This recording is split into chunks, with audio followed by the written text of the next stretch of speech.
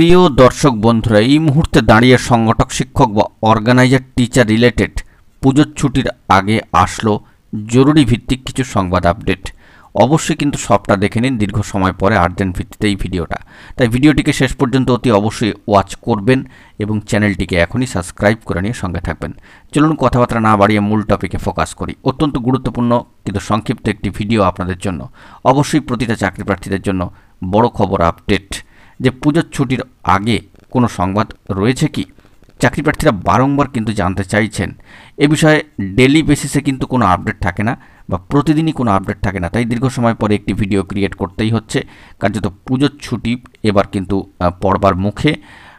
Official ডিপার্টমেন্টগুলি এবং দপ্তরগুলি কিন্তু পুজোর ছুটির মধ্যেই চলে যাচ্ছে, অর্থাৎ বন্ধ থাকছে।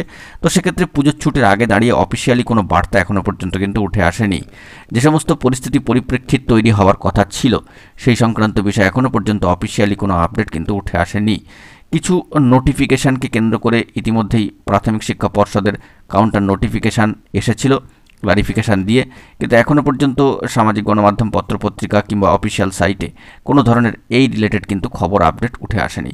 বন্ধুরা, কার্যত পুজোর ছুটির আগে যে সমস্ত সম্ভাবনা তৈরি হওয়ার কথা ছিল এবং কে স্ট্যাটাস সংক্রান্ত গুরুত্বপূর্ণ স্ট্যাটাস উঠে আসার কথা ছিল সেই বিষয়ে কিন্তু কোনো আর্জেন্ট তথ্য এখনও পর্যন্ত বেরিয়ে আসেনি।